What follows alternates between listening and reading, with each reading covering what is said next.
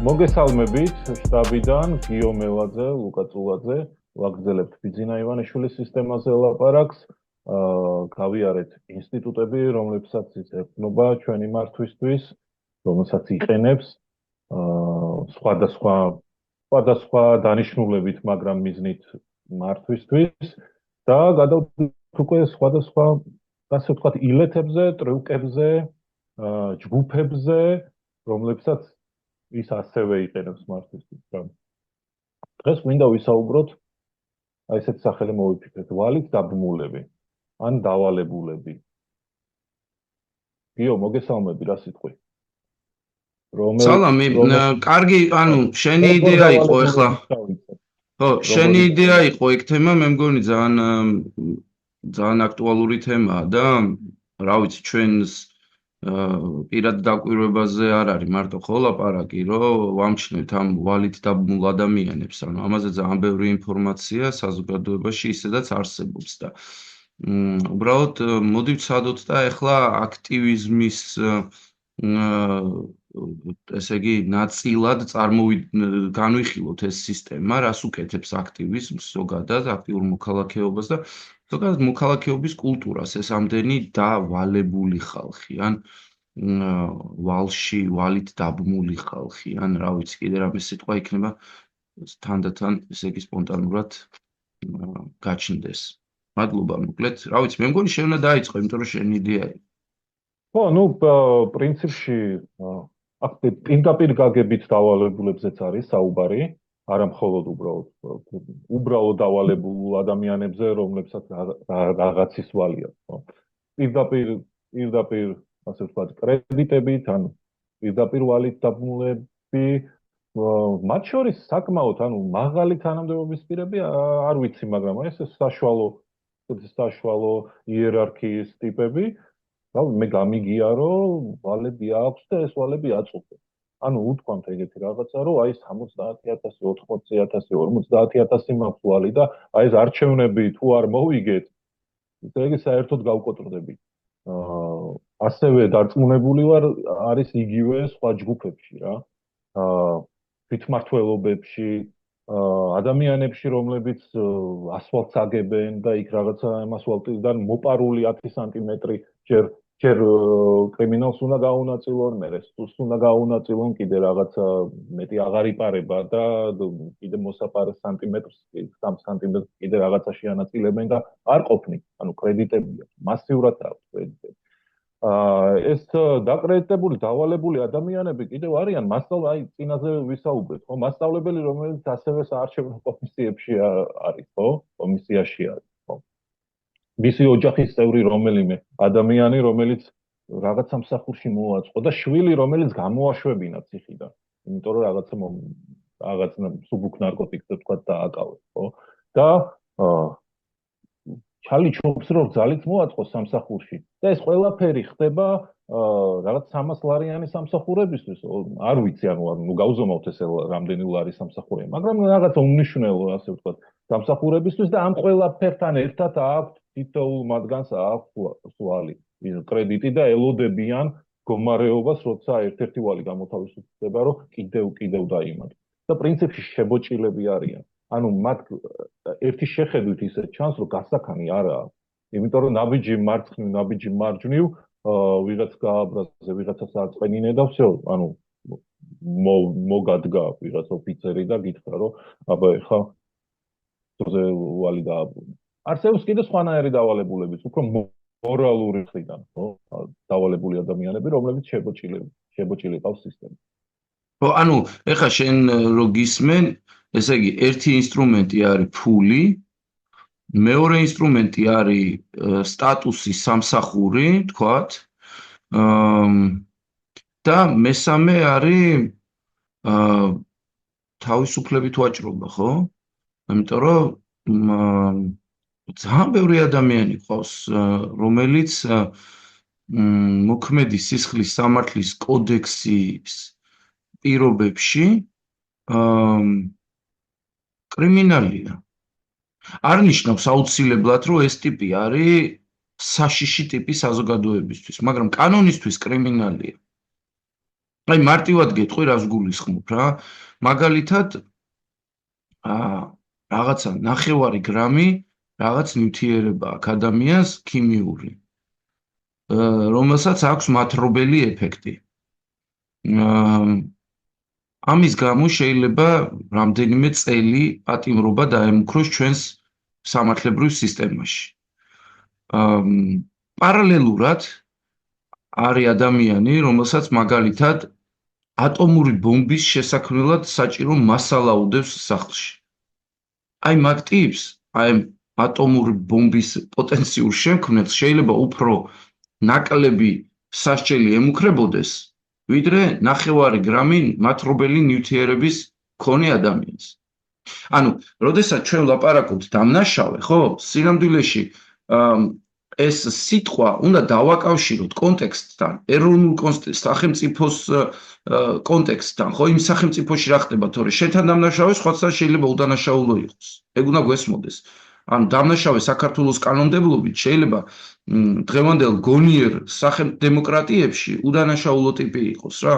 უბრალოდ აი საქართველოს ვიღაც თავხედმა ჩინოვნიკმა გადაწყვიტა, რომ იმხელა სუვერენული ძალაუფლება, აი ესე რომ იქცევიან ხოლმე, რომ აი ჩვენ მოგვენიჭა ეს ძალაუფლება, ჩვენ ძალიან ჯერ საწყის ეტაპზე ვართ ამ დემოკრატიის, იმისთვის რომ მოქალაქეებმა ყველაფერი დააკავშირონ არჩევნებთან, რაღაცა ცოტა მეტი პასუხისგებლობა ამ ჩინოვნიკებსაც მოეთხოვება თუ ირეშმაკულად რო ცდილობენ თავის რაღაცა პრიორიტეტები გააძვრინონ ხოლმე ამ ესე ვთქვათ ვითომ ლეგიტიმაცია აქვთ მინიჭებული და წერენ მერე ამ კანონებს რომელთან ურთიერთობის კულტურა ჯერ საზოგადოებას არ აქვს ამისთვის ყველას ჯერ არ მოუცლია ძალიან ბევრი სხვა საჭიროებაც არის ხო ანუ და შეიძლება რა ვიცი ქუჩაში რომ გააჩერო ვინმე და უთხრა სისხლის სამართლის კოდექსი დაიბნეს ეხა რა რატო არ უნდა დაიბნეს ვთქვათ საბჭოთა კავშირში კოდექსი არ იყო და იმის მერე ჯერ ახალი თაობა ვთქვათ უამრავ სხვა რამეშია ჩართული სისხლის სამართლის კოდექსი არ იფიქრონ ამიტომ აი ამ ვაკუუმს საინფორმაციო ვაკუუმს ვირეშმაკი თაღლითები იყენებენ და ისეთ კანონებს წერენ რომელიც მერე მაგათ უადვილებთ თავისი გადაწყვეტილებების თავს მოხვევას საზოგადოებისთვის ან იდეოლოგიური გადაწყვეტილების ან ეს შეიძლება იყოს კორუმპირებული ნების ხო აი კონკრეტულად ნარკოტიკული საშუალებების თემა მაგალითად არის ძალიან კარგი ინსტრუმენტი მთავრობის ხელში ადამიანები აქციოს ჯერ დამნაშავეებად და მერე ამ დამნაშავეებს შესთავაზოს გამოსასყიდი ადამიანებით ვაჭრობა მიდის ჩვეულებრივად ანუ აი მაგალითად შენ ხა ვალზე ლაპარაკობდი და უცბად ეხა რომ შევყევი ამას მე მგონი რომ ვალზე მეტია ადამიანებით ვაჭრობა მიდის ჩვეულებრივად პოლიტიკურ სივრცეში მე მოგცემ შენ შვილს დაგიბრუნებ შენ ძმას დაგიბრუნებ შენ მამას გამოვიყვან ციხიდან ხმა მოგვეც 2 წელიწადში ერთხელ თუ რამ 3 წელიწადში ერთხელ უნდა მოგცე ხმა მაგრამ მარტო ხმის მოცემა არ არის კიდე ეს ადამიანი დავალებული არის ვალდებულებას გრძნობს რომ არჩევნების დღეს თავის ჭიშკართან ენა ეზოსთან კი არა აბირჟაოს არამედ საარჩევნო უბანთან აბირჟაოს ანუ იქ იყოს და გამოჩნდეს და აგრძნობინოს რომ მზად არის რამე რო იყოს აი იქ მხარი დაუჭიროს და იქ თუ იცნობს ვიღაცას რომელიც შედის იმ საარჩევნო უბანში რომელიც სავარაუდოდ ოპოზიციის მხარდამჭერი არის ან ამომრჩეველი არის, აი იმას ცოტა ისეთი მზერა გააყოლოს, თუ აი რაღაცა ცოტა მორალური წნეხით მოახდინოს რა. და თუ ჩუბიად ხდება, იჭუბობს კიდევ. ხო რა არის? ჯაჭვით არის მობმული რა. რაღაცა ჯაჭვი არსებობს, რომელსაც ჩააბავენ ამ ადამიანებს და ამით უჭირავს. და ხო, ამაზე ვერავინ ვერ თქვა უარი და იმედი მაქვს, რომ ხელისუფლება როცა შეიცვლება ახალი ხელისუფლება აი ამ ბერკეტზე უარს იტყვის რა. მე მართალი გითხრა, არ მაქვს მოლოდინი თვითონ უნდა თქვას. მე მგონი ჩვენ უნდა ვიყოთ საკმარისად მზად იმისთვის, რომ მოვითხოვოთ ეს. ანუ ჩვენი აქტივიზმის ნაწილი უნდა გახდეს ამ ჯაჭვების დამსხრევა. აი ეს სიმბოლო გქონდა ეხლა ჩვენ იმაზე რა, დამსხრეული ჯაჭვები. ეს ჯაჭვია, ეს კანონები, რომელიც ადამიანებს თავისუფლებას ბორკავენ, ხო? აი ძალიან კარგი მაგალითია. ეს ჯაჭვი უნდა დაიმსხვრეს. ეს სისხლის სამართლის კოდექსი ინფორმით როგორიც არის, იმიტომ რომ ძალიან ბევრი დავალებული ყავს აი ამ ავტორიტარული კოდექსებით, ამ უამრავი კანონებით, რომელიც დღეს გონივრული საზოგადოებებისთვის საშიში ქცევის ამას ხასიათს აღარ ატარებს. მორჩა უკვე საშიშროებები, ეს რაღაცა სურეალისტური წარმოდგენა იმაზე, რომ აი ჩვენ კანონებით ადამიანებს რაღაცები უნდა ვასწავლოთ, ეს რაღაცა შუა საუკუნეობრივი წარმოდგენები, ხო? ანუ უკვე ნელ-ნელა გზას უთმობს უფრო საღდებაც იმაზე, რომ გავმიჯნოთ რა საფრთხეები და ნაკლები საფრთხეები და ყველაფერი არ იყოს კრიმინალური ქცევის ნაწილი. კრიმინალური სისტემა აღზრდის ადგილი ადამიანის აღარ არის. მაგრამ ჩვენ ამ საბჭოთა ინერციით კვლავაც მოვდივართ, ამ ავტორიტარული ინერციით რა და ნუ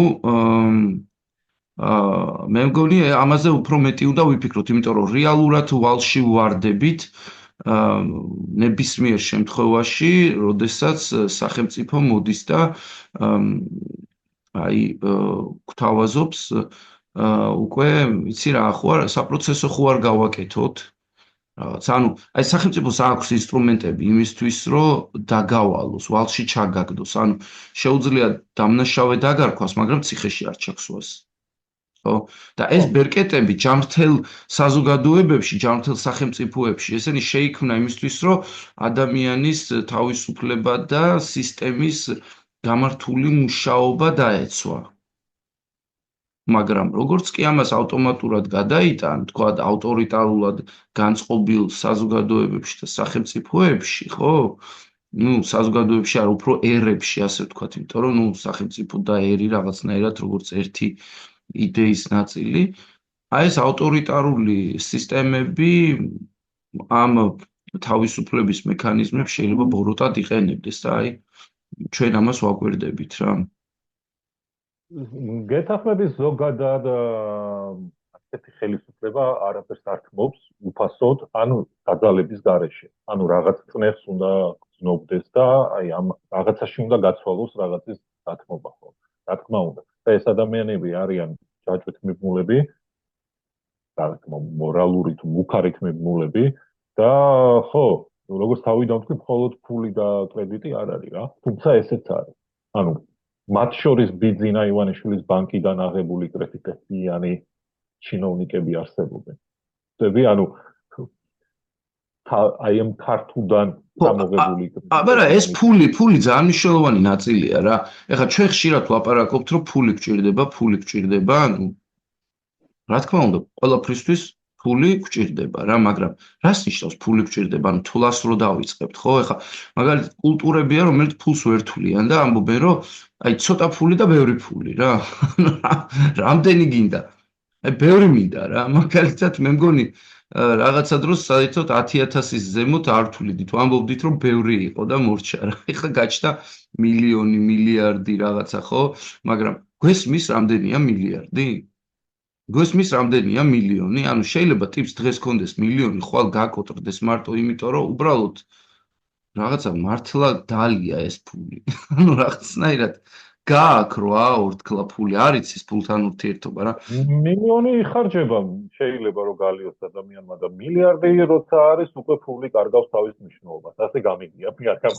ხო, იმიტომ რომ გაგვიგია, იმიტომ რომ ჩვენ ქვეყანაში ბევრ ფულთან ურთიერთობა ბევრ ადამიანს არ ქონია და ვისაც ქონდა ფულთან ურთიერთობა, ეს არ იყო თავისუფალ ბაზარზე ნაშოვი ფული. ეს იყო ტყუილით, თაღლითობით მალულად ნაშოვნი რაღაც საბჭოთა დროს იატაკქვეშა რაღაცა ქარხანაში უშიშროების სისტემის ფარგლებში ნაშოვნი ფული, იმიტომ რომ უშიშროების სამსახურმა იცოდა რომ შენ ამას აკეთებდი, რომ იატაკქვეშა ქარხანა ქონდა, იმას წილს უხდიდი, კრიმინალს უხდიდი, ანუ სხვა უნარები გქონდა.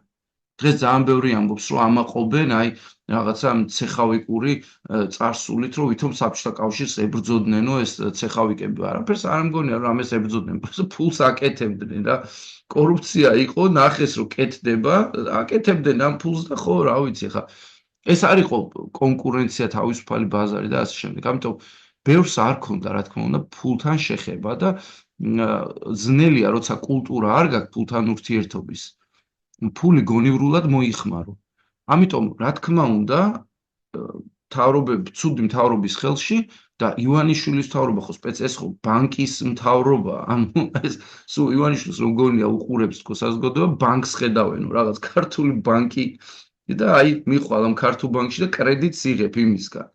ამ ტიპებმა ხო დაუწერეს მაცივარი მინდაო და სარეცხის მანქანაო, ხო რაღაცა ეს სურვილი ჩაიფიქრეო, რო უთხრან ბანკი რო ერუნებათ ის რომ სურვილი ჩაიფიქრე უნდა აგიხდინო, აი როგორი სასაცილო რეალობაა, ხო, მაგრამ ნუ ფაქტია, რომ როცა ფულთან ურთიერთობის კულტურა არ არის, ეს მესიჯი იყიდება რა და გაიყიდა ეს იდეა და ნუ დღეს უამრავი ადამიანი მართლა დავალებულია, ზოგს ბინის კრედიტი აქვს აღებული და რა ვიცი, ზოგმა შვილს სწავლის ფული გადაუხა და ზოგმა უბრალოდ საჭმელს ჭამს კრედიტით რა, იმიტომ რომ და მინუსებში გადის და გადის და გადის რა. მინუსებში გადის და იმ სამსახურის, ასე ვთქვათ, იმ სამსახურის გარანტიით აქვს ეს კრედიტი, რომელშიც თვითონ ვებიძინა ივანიშვილი ასაქმე. ანუ ორმაგი დაჭერაა რა, ანუ ორმაგად ჭირო. ვებიძინა ივან ეგ არის მისი სისტემა. შეიძლება პირადად არის. ხო, თვითონ აქ არიან კიდე სხვანაირი დავალებულებიც, ხო? აი სპორტსმენებზე ვლაპარაკობთ, ხო? და კიდევ რა პოლიციელებს და ასე შემდეგ. ან უბრალო ადამიანებს, რომლებიც რაღაც საქმეებში არიან ჩართული, რაღაც საქმეებში არიან გასწორილები და ხილების ეშინიათ, ასე ვთქვათ, ამით ყავს გამოჩერილი. და ესენიც გრძნობენ თავს ვალდებულად, რომ ჩაერთონ ისევ გააგრძელონ ის საქმე, რასაც დაავალებენ და კი, ეს ქსელი ნახდათ შეკრულია, ეს სისტემა არსებობს. ეხლა ჩვენ ანუ საქართველოში ეს სისტემა არ მოუგონიათ. საუკუნეები ავტორიტარული მთავრობები ამუშავებდნენ ამ მექანიზმებს, შანტაჟია, მოსყიდვა, იძულება თუ ასე შემდეგ და ეხლა ერთიანად დაიწყეს ამის გამოყენება რა და რაღაცნაირად აი საქართველოში რაღაცა ეფექტი ამისგან მიიღო. მაგრამ მე მგონია, რომ ჩვენ გვაქვს რაღაცა სივრცეები, ასე ვთქვათ, ამ სისტემას აქვს ბზარები და შეგვიძლია ამ ბზარებზეც დავფიქრდეთ რა. რა თქმა უნდა, ჩვენი ხმა ძალიან დიდი ჩაქუჩია, რომელთაც შეიძლება როგორც ბერლინის კედელი დაიმსხვრა, ისე დავამსხვრიოთ ეს დავალების სისტემა, ხო? აი მაგალითად სამსახურში დაგნიშნეს, ხო? და გეუბნებიან, რომ გაგათავისუფლებთ. მოდი გადავირჩიოთ და ვეღარ გაგათავისუფლებთ, ხო? ამასობაში საჭიროა, ნახე, მაგ ამისთვის საჭიროა აიყოლიო ადამიანები, ამისთვის საჭიროა გამოუცხადო რაღაცა ღია დაუმორჩილებლობა ან კონფლიქტში შეხვედრა. ღია არ არის აუცილებელი, იცი? არ არის აუცილებელი ღია დაუმორჩილებლობა. რატოა საჭირო ღია დაუმორჩილებლობა? აი, მოდი უბრალოდ წარმოვიდგინოთ რომელიმე თვითმმართველობის შენობაში სიტუაცია რა, სადაც აი არაფრის მკეთებელი 300 ადამიანია თავმოყრილი დაუძახეს პარტიულ შეკრებაზე. ოღონდ სინამდვილეში პარტიული შეკრება ამას არ ქვია. ან გაიწვიეს რეზერვში უცბად ყველა თანამშრომელი ერთად, რომ იქ პოლიტმუშაობა ჩაუტარონ რაღაცა იმასკენ, აგრძნობინონ, რომ აი ფორმა აცვიათ ყველას და ეხა ყველა უნდა ემსახუროს, ასე ქვია, ივანიშვილის პარტიას რა. მოდი ეგ სიტუაცია წარმოვიდგინოთ და როგორ გრძნობს ადამიანი თავს ამ დროს, ხო? რა ხდება მის გარშემო? მე მაგალითად ამ დროს მახსენდება ერთი ფოტო თელავიდან, ეს რაღაცა კასტილებიანი ტიპი რო ყავდათ, ეხლა მე მგონი საკრებულოში ყავთ, ეგ აქტიურად რო დარბოდა ხოლმე ერეკლე პაპას სახელით, ხო და აი ეგ აორგანიზებდა მე მგონი ამ შეკრებებს, ცოცხები რო დააჭერინა ხალხს და რო არბენინებდა ტრასებზე. და ის ფოტო მახსოვს რა, რომ ტიპებს აფარებული აქვს სახეზე, რომ ფოტოში არ უნდათ გამოჩდნენ ესეთი რაღაც საშინელ მდგომარეობაში რა, იმიტომ რომ ნუ მართლა დამაკნინებელია ადამიანისთვის. ჩვენ გონებული ვარ ის ორივე ადამიანი, რომელიც ცოცხლს იფარებს, ხო? სახეზე რო არ უნდა გამოჩნდეს. ეს არ არის ყველაზე დაბალი რგოლის ჩინო. არა, სულაც არა. რაღაც თვითმმართველობის ან საშუალო ან ცოტა მაღლისკენ მოადგილე ან აი სადღაც აქ არის. ანუ კი. მათაც კი მორალურად ძალიან უჭირს აი ეგრეთ რაღაცეებში მონაწილეობის მიღება. იქ რაღაცა შეკრებაზე კი თავსაც გამოიჩენს და სადღეგრძელოსაც იტყვის. და გულზე ჯიხსაც დაიწყოს და იმიტომ არა რომ კეთილია, ანუ იმიტომ არ გააკეთებს. დაპირდება კიდეს ვიღაცასაც წემს თუ ნიღაბი ეკეთება რა, მაგრამ აი რაღაცა მორალურ წნეს აშკარად გრძნობენ, როცა საზოგადოების წინაშე, ანუ უნდა გაამხილონ ის, რაღაცაში არიან ჩართულები და ეს არ მოსწონთ და აი სადღაც გრძნობენ რომ არ მოსწონთ რა. იცი იციან, რა შეიძლება არის? არ დაფიქრებულად, მაგრამ აი ეს შემოჭილობას გრძნობენ. და ეს აუცილებლად მნიშვნელოვანია. იგრძნობენ. აუცილებლად, იმიტომ რომ ხო, ჩვენი კულტურის ნაწილია ვეფხისტყაოსანი. კაი, დავივიწყოთ იმაზე, რომ თქვათ რაღაცა ვისრა დასკვნა გამოაქვს ახალი აღთქმიდან, ხო? მაგრამ ვეფხისტყაოსანი დაგვიწერა ავტორმა, აა ილაპარაკა ღირსებაზე, ილაპარაკა ადამიანურ სტანდარტ ადამიანობაზე, ურთიერთობებზე, სახელზე, გმირობაზე, სიყვარულზე და ძალიან ბევრ ჩვენგანს შეიძლება აი ამ ემოციებში თავისთავად დაუნახავს, როცა იყო, ხო, ეს შეიძლება ყოფილიყო ადრეულ ასაკში ან თინეიჯერობაში რაღაცნაირად ეს ჰეროიკული, ღირსეული ადამიანური ცხოვრება ამას ჩვენ ძალიან ახლოს ვეხებით, იმიტომ რომ ჩვენ ენაზე გვაქვს ესეთი ტექსტი რა. ჩვენ არ გვჭირდება სადღაც ტექსტების ძებნა, რომ ვთარგმნოთ. კი, ეხლა ძალიან ბევრი ვთარგმნეთ ტექსტი, რომელიც თანამედროვე ევროპულ აზრთან გვაახლოვებს, მაგრამ ჩვენ მთავარი ტექსტი ქართულად გვაქვს, ანუ ვეფხისტყაოსანი ქართულად გვაქვს და სადაც არ უნდა იყოს საქართველოში, ხო? საბედნიეროდ ჯერ კიდევ განათლების სისტემას აქვს თავის წვდომა, რაღაც ასაკამდე მაინც ადამიანთან და აი ამ იდეებთან მეტ-ნაკლებად შეხება ბევრს უწევს. რომც არ უწევდეს პირადად, მის გარშემო საზოგადოებაში ეს იდეები ტრიალებს. თორე რა პრობლემაა, რომ მიყვიდე და მოიქცე ცუდად? არ იქცევიან რა ცუდად ეს სისტემის ჭანჭიკები, რომელსაც არც ადამიანობა ქვეყანაში გადაგდებული ყავდა 90-იანებში ერთ ნახევარს მეორე ნახევარი. ეგ ხდება, ეგ ის კი არ არის გასაკვირი, მაგრამ ეს ხო კარგ ქცევად არ ითვლებოდა და ღირსებად ვერ იქცა ვერასდროს, გადაგდება. ხო? ანუ საბოლოო ჯამში ხო ეგ სიტყვა შერჩა, გადაგდება და არა ის რომ რაღაცა აი გმირობა რა, ამას გმირობა არ დაერქმევა ქართულ ენაზე.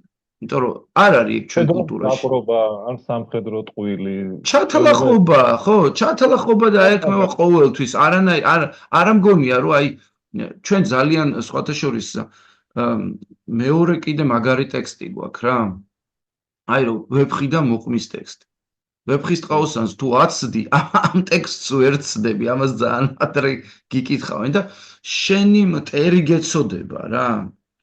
ეხლა წარმოიდგინე, რაღაცა ძალიან ეს იყო, ანუ 90-იანების, ასე ვთქვათ, ძალადობაშიც კი იყო სცენები, როდესაც დანდობაზე, ანუ ინდობდნენ აი ამ მოსისხლე მტერსაც კი რა, ჯერ მოსისხლე მტრობა რა სისულელეების გამო იწყებოდა ხოლმე, მაგრამ ეს დანდობის მომენტი ჩვენ კულტურაში გვაქვს მაინც ეს სითბოს მომენტი ადამიანურს, ეს ძალიან ბევრი პირობა არსებობს, რომ ეს გქონდეს და ეხლა ერთი და ორი მთავრობა ამას მე მგონი ვერ გადახაზავს.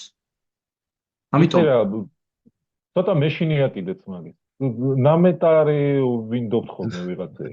ანუ არა, ეგეთი დანდობა ომში და ასე შემდეგ. ამას არ ვეხები, მაგრამ აი ხა ხელისუფლება რომ შეიცვალოს, ბევრმა ჩვენგანმა შეიძლება იფიქროს, რომ აი, ხო რა, კარგით რა ხალხო. იმიტომ რომ თუ კანონი აი კაცრად ასე ვთქვათ, ვისაც ევალება ის რაღაც მექანიზმი არ ამოქმედდა, გულში საკუთარ აღქმაში შეიძლება მეც დავინდო რა.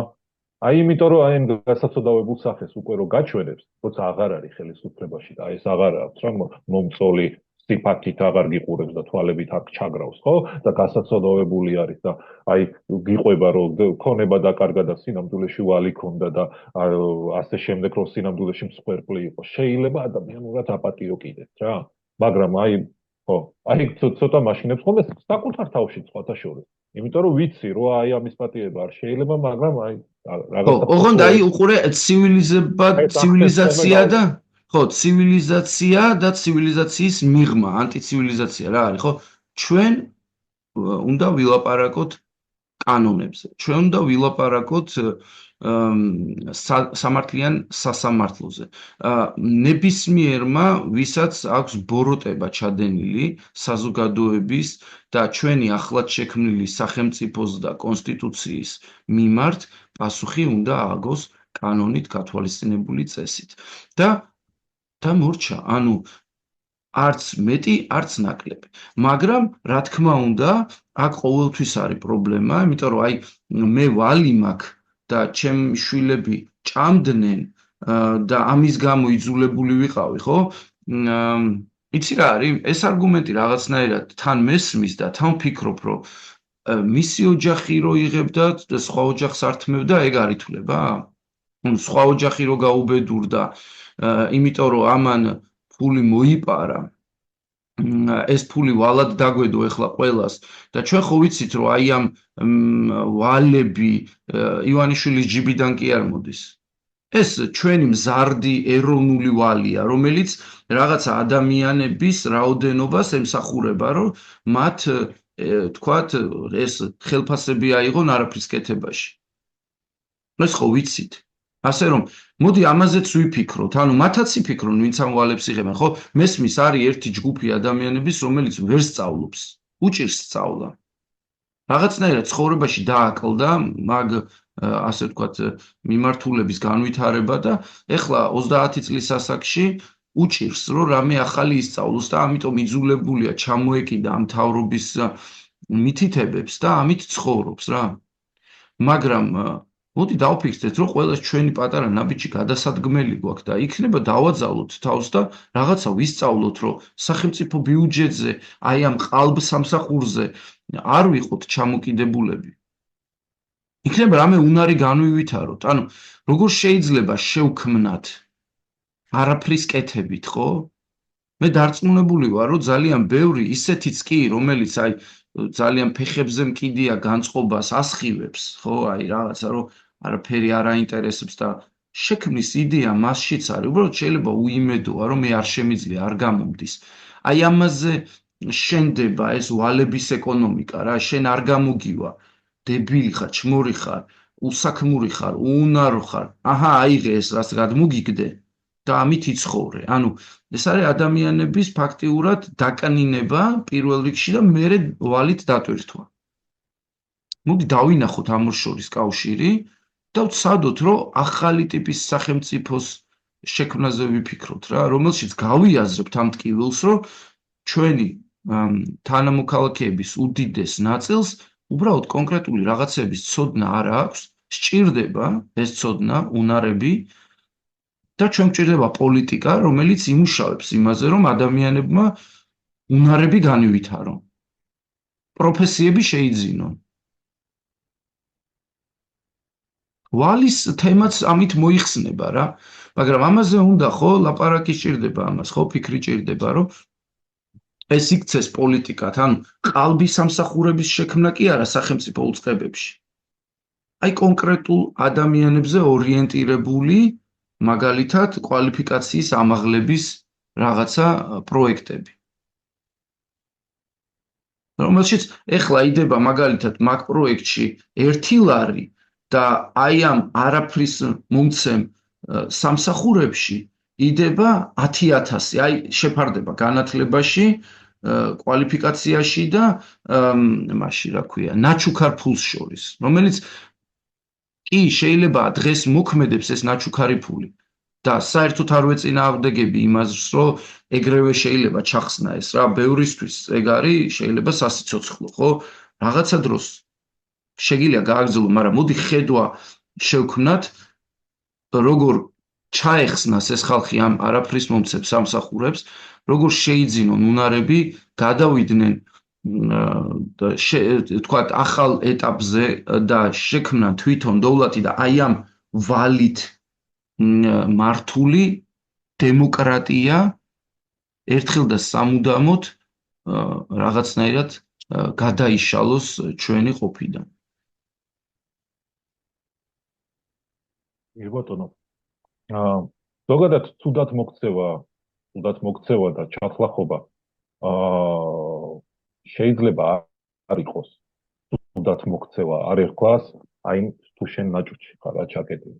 აი შენ ახსენე ადამიანები, რომლებიც სახეზე იფარებენ ცოცხლებს, ხო?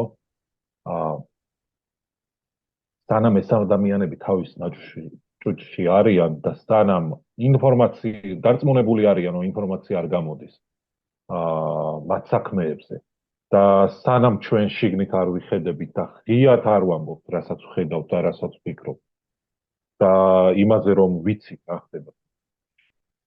მანამდე ეს ადამიანები არ იგრძნობენ თავს დამნაშავედ ან არ შეფრთხებად. და როცა გამოდიან უკვე თხის შუქზე, აი ნაჭუჭიდან, სადაც უკვე კონკრეტული სახელები აღარ არის შეცვლილი რაღაც მოქმედების. აი შენ ჩათვალხობა ახსენე, ხო? და ჩათვალხობა შეიძლება ერქვას სამხედრო ეშმაკობა.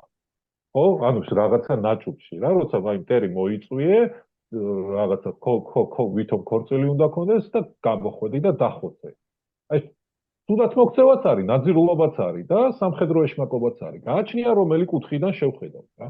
სიტყვის მიცემა და გატეხვა შეიძლება ცუდისაქციელიც იყოს და შეიძლება გითხრან რომ პირიქით მტერს რო სიტყვა მიეცით, ამის თუ სხვა რელიგიის არის და სხვა კულტურის არის, შემალდებული ხარ ეს გატეხვა.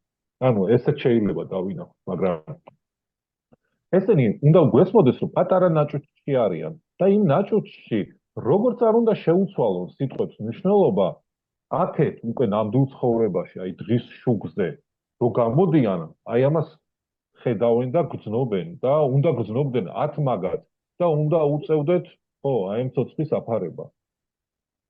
უწევთ კიდეც, ანუ ამას გრძნობთ მე, მართლა მჯერა ჩვენ, ანუ ეს მოყვება, ეს არ მარტო უძველესი ენა, არამედ აი ეს ცივილიზაციასთან კავშირი და ნამდვილად გვაქვს ამის, ასე ვთქვათ, ჯერ კიდევ მიუხედავად ტოტალიტარული საბჭოთა კავშირისა, ორიენტირები, კომპასი ჯერ კიდევ მუშაობს, ხედავთ ადამიანობას და ადამიანობის მიღმა არსებობს რა, იმიტომ რომ ეხლა მართლა უნდა ეგრე არ არის, ყველა ადამიანი ადამიანურად არ იქცევა.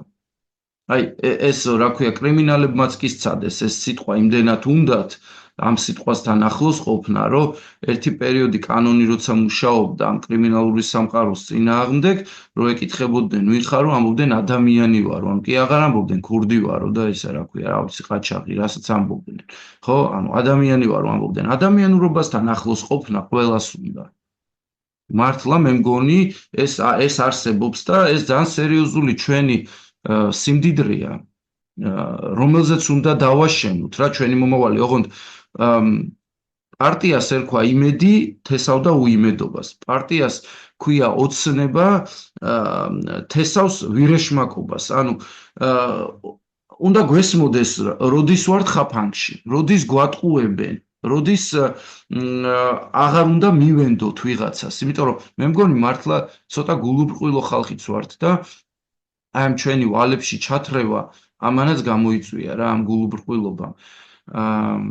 მაგრამ რა ვიცი, მე მგონი თუ ვილაპარაკებთ, თუ გავიაზრებთ, ეს ყველაფერი შეიძლება შევატრიალოთ და ბოდიში აქვე ვიტყვი, რომ ჩვენ მსმენელისთვის, რადგან ჩვენი დრო უკვე ძალიან ბოლოსკენ გავიდა, არ დაგავიწყდეთ, დაალაიქოთ და გამოიწეროთ ჩვენი პოდკასტი და კომენტარებიც მოაყოლოთ. ერთმანეთში საუბარი მე მგონი უკვე უნდა დავიწყოთ, იმიტომ რომ რა ვიცი, მე მჯერა მაგალითად საუბრის და მე მჯერა აი რაღაცეების გააზრების, ეს ნამდვილად ცვლის ქცევასაც და დამოკიდებულებასაც გარემოს მიმართ. გვაქვს რამე ერთი წუთიანი. ერთი წუთი გვაქვს კიდე, ბატონო. ხო, ნუ გასაგებია შენ ამბობ, რომ რაღაც უნდა შევცვალოთ. რა ჩვენში უნდა შევცვალოთ, ასე თქვა და რაღაცაზე შევთანხმდეთ. უკეთესი ნაბიჯები გადავდგარეთ.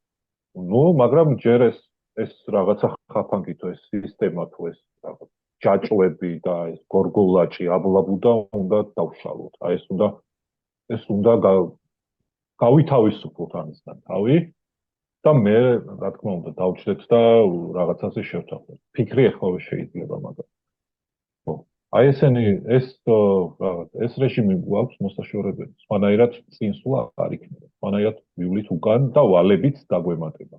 არავინ არ იფიქროს, რომ ვალებს ოდესმე გაისტუმრებს, ან მორალურს, ან პირდაპირ კრედიტს ოდესმე გაისტუმრებს. ვერ.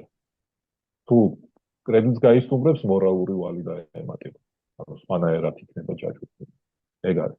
ამის გამო უნდა გავთავისუფლდეთ. რავი.